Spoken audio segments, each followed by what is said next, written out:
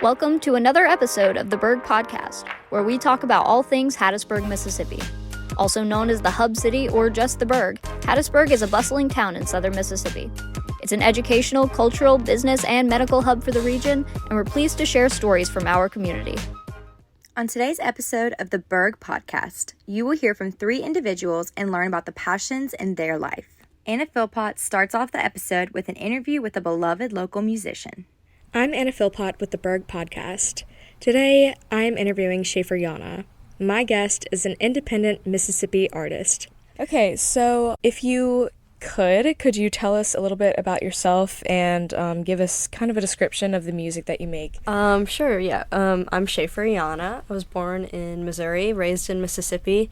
I like to say that I make Mississippi music, and I think that covers a really broad spectrum of what I do, because I, as a songwriter, can write in a bunch of different styles, and as a producer and sound engineer, I like to explore different sounds to go with those songs as well, so it can really spread from like classic country to more like indie pop, rock, alternative, just whatever I'm feeling. Homework. Yeah. I read on your website that you started writing songs while playing the piano at like 14. Is that correct, or were you younger? I actually wrote my first song when I was in the 3rd grade.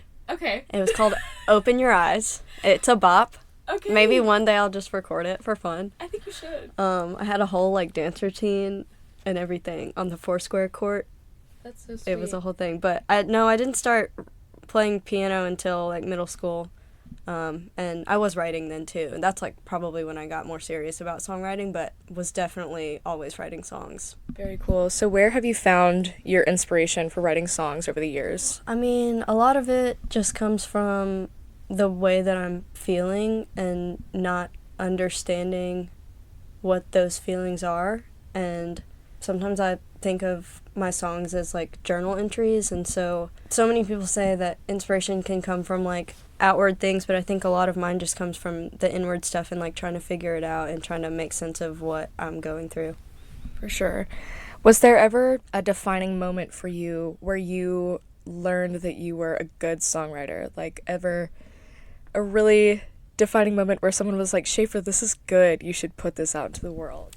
Probably in middle school when I started like seriously writing songs. I was sending them to my friend Vera all the time, and she was kind of like interpreting them back to me, and I was like realizing these big meanings that were existing in my songs, and I hadn't realized it. And so that like gave me the confidence to like really pursue it, I think. I mean, I've always wanted to do music and sing and write songs, and to have someone tell me like, this is great, like this is what I got out of it, and me being like, I feel that, I just didn't know. And then going to college and doing a program specifically for music, and having more friends that are writing songs and being able to like share back and forth with those people definitely gave me the confidence to go for it and put them out. And those same friends are the ones that made the record with me. Yeah. Well, very cool. You're also you're in this growing period. I saw that you have over 1 million streams on your song Do on Spotify, which, have you thrown yourself a party yet, or what? The thing with that is it's so random. That song has so many streams because it's on like some coffee shop playlists in Thailand. Whoa! Of all places. Like, maybe I just need to move to Thailand. Yeah. But, no, I have not thrown myself a party. Not until... I think you should get yourself a little cake or something. Okay. Maybe like a berry bird cupcake. Yeah. Sure. Yeah. This growth that you're experiencing, are you finding that it's adding any pressure to you, or is it just all euphoric and like things are coming into place that you've always dreamt of? I'm definitely feeling the pressure. I cannot lie. It's exciting, though. I just started in my room, and, like, now I have somehow fallen into a career of playing music, even though it's not always my music. It's, like, my music is what has gotten me to this place of being to play with other people and sing for other people and record with other people. And, I don't take that for granted. I'm excited to see where it goes, because I still am so in the middle of it all, and like I've got some big plans that I hope work out, and I'm trying not to get too ahead of myself right now. Yeah, just taking it one little bit at a time. So you're making your second album, and you have released 3 singles since joining your record label. And do you think, like, you're moving into a new sound as compared to your first album? It's definitely a new era. Okay. I'd say that it's not like full 180 from anything. It's very much like if I could take 49 ceiling tiles and blend it with the newer stuff, it's like that happy medium with a lot of more experimental ideas, I'd say. Like we've only gotten 4 songs done at this point, and we're about to go in hopefully over the summer and do the rest of them, and I've gotten to be the like lead producer on these, which is the first time I've ever gotten to do that, and so I'm really excited about the way they've turned out, because it's like I can hear them physically in the real world now the way that I've been hearing them in my head for like, you know, however long these songs have existed, some of them like 6 years, and so that's really exciting to like get to see that come to life. Also, I wanted to pick your brain a little bit. You were talking about being the lead producer on this project, and that made me think about your music video for The Start of Spring that was also nominated for an award. Congratulations. Oh, thank you. I wanted to know if you like had any what was the creative process behind that video? Actually, it kind of started when I was writing the song. I like was imagining these certain scapes and movements, and when I had the opportunity to work with Studio 143, I was like, we're gonna do this right, it's gonna be so beautiful. And I wasn't really thinking of a story or like a narrative sort of video. It was more just supposed to be like a vibe, something that was like almost like a background thing while the song is playing. And so a lot of it just came of me talking with them about what I was seeing and finding inspiration on like Pinterest. I think I made a Pinterest board. I found a lot of the pieces that were current, like the blood orange color. Okay, can you tell us the story behind the blood orange? I mean, well, so it does come off as blood orange, but it's actually red. I just wanted the contrast between red and green to signify like the contrast between like winter and spring. Even though red ended up being the spring color and green was like the winter. It was like black and green really was like the winter feel. But it was just that. It was just like supposed to like signify blooming and changing and whatnot. And like I think in the beginning I'm wearing like a black and orange dress actually with the red face. And then there's the dancer that is the red, and it's just like maybe the black dress with the orange and the red is like, it's like creeping in and starting to like take over. I don't know. I wanted that one to be really left up to interpretation. Like I still don't know if I entirely understand why that was the way that I wanted it to be. Okay, so let's get into the Mississippi music scene, because you are a Mississippi artist through and through, and you grew up in Batesville, went to school in the Delta, and then were based in, like, did a lot of music in Oxford, and now you're down in the South, which is just so much more different, obviously.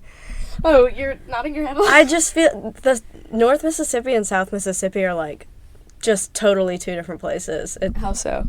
Oh, man. Like, when I lived in North Mississippi, whether that be Batesville, Cleveland, Oxford area, and I lived in Memphis for a while, too. That is such a place, you know? There's the Memphis music scene, there's the Delta blues.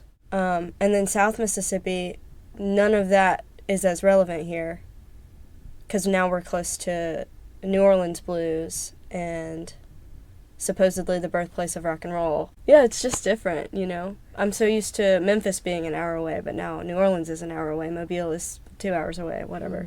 I feel like we're all together in so many things. Like, I feel very united with the people of Mississippi, but then the differences in cultures are significant. They really are. But when we were texting, we were kind of talking about the Hattiesburg music scene. How do you view the Mississippi music scene in terms of how you've grown as an artist and maybe the direction that you're heading? Like, do you think that this will always be home base? Or That's a big question. I love Mississippi. I claim Mississippi when I'm out on the road and people ask me where I'm from, I just blanket say Mississippi. Even with all of the different music scenes that exist in Mississippi, I think there is a united force because of the state that we live in. And, like, that being said, Mississippi doesn't have great infrastructure for musicians or artists at all, really. It's not like a Nashville, obviously, or an LA. Could never be. I do think about exporting myself to another place just because I can't imagine not living a life in music, and as much as it like breaks my heart that I don't feel like I can do it fully in Mississippi, I would never remove that part of my identity either. It's so special and so magical, and like I think there's so much good talent here, and the world just like doesn't know about it because it's hard to create a stage for Mississippi artists with the way things are right now. I totally hear you, but yeah, you just really have a talent, and I'm so grateful to have you on this show. Thank you so much. Yeah, and thank you so much for being here. Thanks for having me. I'm Anna Philpott for the Burg Podcast. Our second feature on the episode is Candy Lambert's personal essay on how cooking saved her life. Life changes, and people do too. Every day, every hour, every minute, every second, something is changing. It's always been fascinating to me how fast things change, and even how something consistent can cause these changes and lead you to other constants in your life. One thing that has been consistent in my life is being an only child, something I always hoped, like everything else, would change, but it never did. So, let's talk about growing up, but not just any kind of growing up.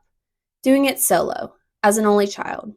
It's kind of like being the main character in your own story every single day, which, if you can imagine, gets pretty boring. My parents, they were everything.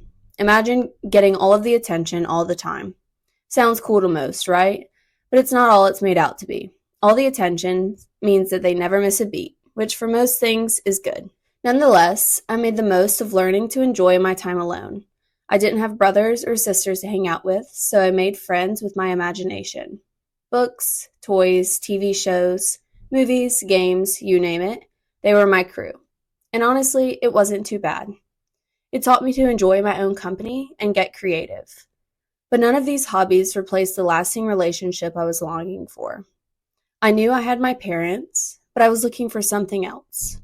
I didn't know if that was someone or something else. All I knew is that I was looking for something to fill that missing piece. With a lot of time alone, I preoccupied myself with these various hobbies.